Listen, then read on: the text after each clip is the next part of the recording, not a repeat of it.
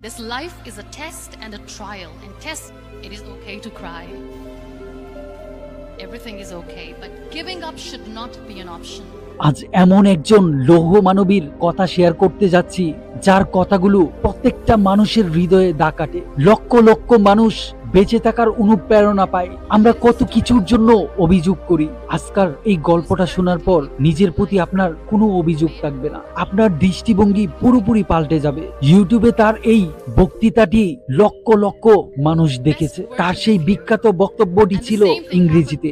আজ আমি সেটাকে বাংলায় অনুবাদ করার চেষ্টা করছি। চলুন শুরু করা যাক। আপনাকে এখানে পাঠানো হয়নি নিখুঁত মানুষ হওয়ার জন্য। এই পৃথিবীতে কোনো কিছুই নিখুঁত নয়। আমরা সবাই নিখুঁতভাবে অপরিপূর্ণ এবং এটা সম্পূর্ণই ঠিক আছে। জীবন একটা পরীক্ষা, একটা চ্যালেঞ্জ, এবং এই পরীক্ষাগুলো কখনো সহজ হওয়ার জন্য নয়। ভয় পাওয়া ঠিক আছে, কাঁদা ঠিক আছে, সবকিছুই ঠিক আছে, কিন্তু হাল ছেড়ে দেওয়া নয়। কখনো হাল না ছাড়াই হলো বাঁচার পথ। আপনার জীবনে যে থাকার সে আছে, যে না থাকার সে বিদায় নিয়েছে। কখনো কখনো কারো অনুপস্থিতি আপনাকে ভালো মানুষ বানায়। তাদের অনুপস্থিতি উদযাপন করুন। এটা সবসময় ছদ্মবেশে একটা আশীর্বাদ। আমি সবসময় বলি, মানুষ কতটা ভাগ্যবান তা তারা বুঝতেও পারে না। আপনি যে শ্বাস নিতে পারছেন এটাকে উদযাপন করুন। মৃত্যুর আগে মরবেন না। আপনাদের এত ভালোবাসা, উষ্ণতার জন্য আমি মন থেকে ধন্যবাদ জানাই। ধন্যবাদ আমাকে গ্রহণ করার জন্য। আমি সবসময় কথা বলার শুরুতে একটা সতর্ক বার্তা দিয়ে শুরু করি। সেই সতর্ক বার্তাটি হলো, আমি কখনো দাবি করি না যে আমি একজন মোটিভেশনাল স্পিকার। হ্যাঁ, আমি কথা বলি, কিন্তু আমি নিজেকে একজন গল্পকার হিসাবেই বেশি অনুভব করি। কারণ আমি যেখানেই যাই সবার সাথে একটা গল্প শেয়ার করি। এটা এমন একটা নারীর গল্প যার সম্পূর্ণ অসম্পূর্ণ জীবন তাকে আজকার যে ব্যক্তি তাকে বানিয়েছে। এটা সেই নারীর গল্প যে তার স্বপ্ন এবং আকাঙ্ক্ষার পিছনে ছুটে চলেছিল এবং সবাইকে বুঝতে সাহায্য করেছিল যে আপনি যদি মনে করেন যে আপনার জীবন কঠিন এবং আপনি তা ছেড়ে দিতে চাচ্ছেন কারণ আপনি মনে করেন আপনার জীবন সঠিক নয়, তাহলে আবার চিন্তা করুন। যখন আপনি এভাবে ভাবেন তখন আপনি আপনার নিজের প্রতি অন্যায় করছেন। এটা সেই নারীর গল্প যে মানুষকে বুঝিয়েছে কখনো কখনো সমস্যাগুলো বড় নয়, আমরাই খুব ছোট, তাই আমরা সেগুলোকে পরিচালনা করতে পারি না। এটা সেই নারীর গল্প যে সময়ের সাথে সাথে বুঝেছে যে সত্যিকারের সুখ আসলে সাফল্য, টাকা, খ্যাতিতে নয়, বরং এটা আপনার ভিতরেই রয়েছে এবং সত্যিকারের সুখ রয়েছে কৃতজ্ঞতায়, গ্র্যাটিটিউড। তাই আমি এখানে এসেছি। এটা আমার গল্প, কৃতজ্ঞতার গল্প। আমি শব্দের শক্তিতে বিশ্বাস করি। অনেক মানুষ আগে বলে তারপর ভাবে, কিন্তু আমি জানি শব্দের মূল্য।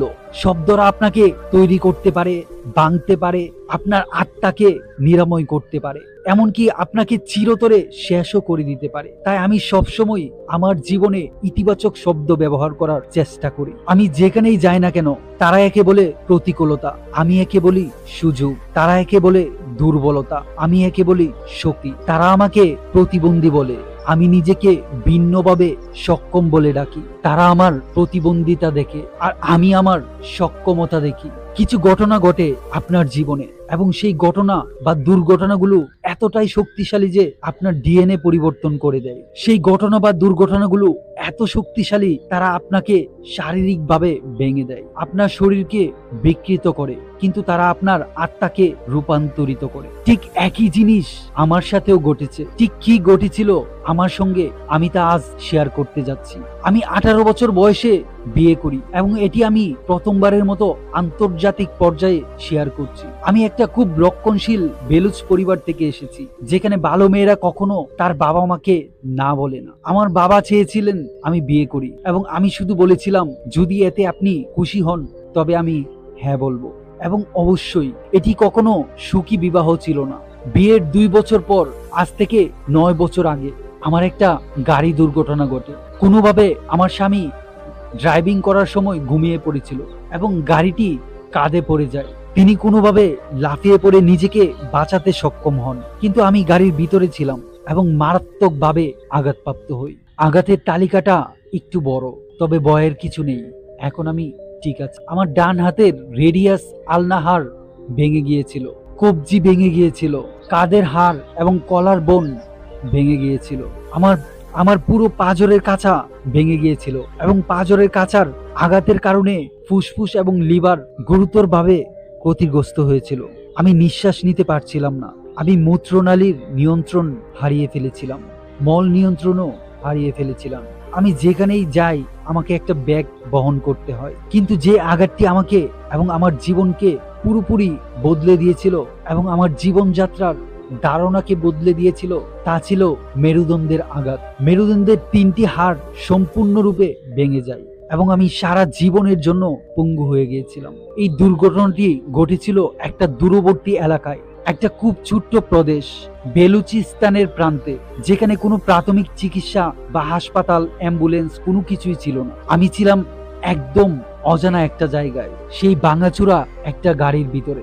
অনেক লোক আমাকে উদ্ধারের জন্য এসেছিল, তারা আমাকে সিপিআর দিয়েছিল, আমাকে গাড়ি থেকে টেনে হিঁচড়ে বের করতে হয়েছিল, যার ফলে মেরুদণ্ড থেকে নিচের অংশ বিচ্ছিন্ন হয়ে গিয়েছিল। তখন সেখানে একটা বিতর্ক চলছিল, আমাকে এখানে রেখে দেওয়া যায় কিনা, এখানে রেখে দেওয়া উচিত হবে কিনা, যে সে মারা যাবে, কোথায় যাবে। কোনো অ্যাম্বুলেন্সও ছিল না। রাস্তার পাশে একটা জিপ গাড়ি ছিল, তারা বলছিল আমাকে জিপের পিছনে তুলে হাসপাতালে নিয়ে যেতে, যা এই জায়গা থেকে প্রায় 3 ঘন্টার দূরত্ব। আমি এখনো সেই জাকুনি ভরা যাত্রাটাকে মনে করতে পারি। তারা আমাকে জিপের পিছনে ফেলে দ্রুত হাসপাতালে নিয়ে যায়। সেখানে আমি বুঝতে পারছিলাম আমার অর্ধেক শরীর ভেঙে গেছে আর বাকি অর্ধেক পক্ষাঘাতগ্রস্ত হয়ে গেছে। অবশেষে আমি একটা হাসপাতালে পৌঁছালাম। তারা আমাকে আমার অবস্থা দেখে সেখানে রাখতে রাজি হয়নি। তারপর আরেকটা হাসপাতালে নিয়ে যাওয়া হয়, সেখানেও তারা আমাকে রাখেনি। তারপর টানা হেঁচড়া করে আমাকে করাচির একটা হাসপাতালে ভর্তি করা হয়। সেখানে আমি 2.5 মাস ছিলাম। আমার অনেকগুলো অস্ত্রোপচার হয়েছিল। ডাক্তাররা আমার হাতে অনেক টাইটানিয়াম লাগিয়েছেন। আমার পিঠের সমস্যা সমাধানের জন্য প্রচুর টাইটানিয়াম লাগানো হয়েছিল।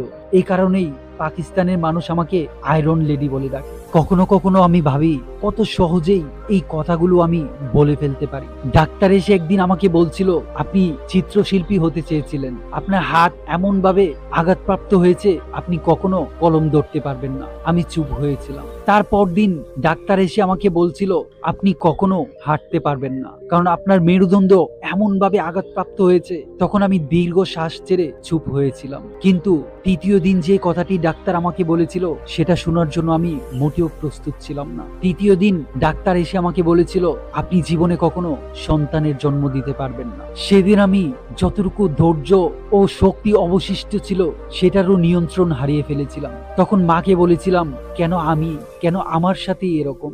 তখন মা আমাকে বলেছিল, এই দুরবস্থা কেটে যাবে, স্রষ্টার অবশ্যই তোমাকে নিয়ে বড় কোনো পরিকল্পনা আছে, ধৈর্য ধরো। তখন আমি সত্যিকার অর্থে শব্দের শক্তি সম্পর্কে অনুধাবন করতে পেরেছিলাম। একটা মানুষকে যে শব্দ ভাঙতে পারে, গড়তে পারে এবং বদলে দিতে পারে সেটাকে অনুভব করেছিলাম। হাসপাতালে শুয়ে শুয়ে সাদা দেয়াল আর জানলার পর্দা দেখতে দেখতে আমি ক্লান্ত হয়ে গিয়েছিলাম। সেদিন আমি আমার ভাইকে ডেকে বলেছিলাম আমার জন্য কিছু রং, ক্যানভাস আর তুলি এনে দেওয়ার জন্য। আমি শুয়ে শুয়েই ভাঙা হাতে কিছু আঁকতে চেষ্টা করেছিলাম। বিশ্বাস করেন, সেটা ছিল আমার জীবনের সেরা মুহূর্ত। আমি আমার কষ্টগুলোকে ক্যানভাসে ফুটিয়ে তুলেছিলাম। আমি আমার মনের রং দিয়ে আমার কষ্টগুলোকে ফুটিয়ে তোলার চেষ্টা করি, আর এটা আমার জন্য থেরাপির মতো কাজ করেছিল। মানুষ আমার এই ছবিগুলোকে দেখে বলতো, কত সুন্দর করে এঁকেছো, কিন্তু তারা এর পিছনের কষ্টটা উপলব্ধি করতো না। এটা শুধু আমিই ফিল করতাম। কত যন্ত্রণা, কত চোখের জল এই ছবিগুলোর মাধ্যমে নিজের ভিতর থেকে বাহির করতে সক্ষম হয়েছিলাম। হাসপাতাল থেকে ছাড়া পেয়ে বাড়ি যাওয়ার পর আমার শরীরে অনেক সংক্রমণ দেখা দিল এবং প্রচুর অ্যালার্জি সমস্যায় ভুগছিলাম। তখন ডাক্তার আমাকে 2 বছরের সম্পূর্ণ বেড রেস্ট দেয়। 2 বছর একটা বিছানায় শুয়েছিলাম। বিছানায় শুয়ে শুয়ে জানলা দিয়ে পাখির কিচিরমিচির শব্দ আর লাফানো দেখতাম, আর মনে মনে ভাবতাম মানুষ কত ভাগ্যবান তা তারা বুঝতেও পারে না। যদি তোমার একটা সুস্থ শরীর থাকে তাহলে তুমি এটাকে উদযাপন করো, যদি তুমি নিঃশ্বাস নিতে পারো তাহলে সেটাকে উদযাপন করো। 2 বছর পর যেদিন আমি প্রথম হুইল চেয়ারে বসতে সক্ষম হই, সেদিনটাকে আমি রিবার্থ ডে পালন করি। সেদিন আমি প্রথমবার আমার ঠোঁটে রং লাগাই এবং আবার মুছে ফেলি। না না, এটা তো আমার সাথে যায় না, আমি তো হাঁটতে পারি না, লোকে কি বলবে। তখন আমি অনুধাবন করতে পারি যে এমন কোনো মিরাক্কেল ঘটবে না যে আমি আবার উঠে দাঁড়িয়ে হাঁটতে শুরু করব। তাই আমি যে অবস্থায় আছি সেটাকেই যত দ্রুত সম্ভব গ্রহণ করে নিতে হবে, অর্থাৎ আমার বর্তমান পরিস্থিতি আমাকে মেনে নিতেই হবে। তখন আমি সিদ্ধান্ত নেই যে আমি আমার ভয়গুলোর মুখোমুখি হব। জানেন আমার সবচেয়ে বড় ভয় কি ছিল? আমার সবচেয়ে বড় ভয় ছিল ডিভোর্স। কারণ আমি বুঝতে পেরেছিলাম কেউ হয়তো আমার সাথে স্বাচ্ছন্দ্য বোধ করছে না। তাই আমি প্রথম ভয়কে জয় করার জন্য আমার হাজবেন্ডকে চিরতরে মুক্ত করে দিলাম। তাকে একটা বার্তা পাঠালাম যে আমি আপনার জন্য দোয়া করি, আজ থেকে আপনি মুক্ত। দ্বিতীয় যে ভয়টি ছিল সন্তানের জন্ম দিতে পারবো না। তখন আমি উপলব্ধি করলাম এই পৃথিবীতে অসংখ্য শিশু সন্তান আছে যাদের মা বাবা নেই। সেটাকে জয় করার জন্য আমি বিভিন্ন সংস্থার কাছে এবং এতিমখানায় গিয়ে একটা সন্তান দত্তক নেওয়ার জন্য আবেদন করি। 2 বছর পর একটা এতিমখানা থেকে কল আসে, তারা বলে মুনিবা মাজারি বলছেন? তখন আমি বলি হ্যাঁ। তখন তারা বলে 2 দিনের একটা শিশু সন্তান আছে, আপনি কি দত্তক নিতে চান?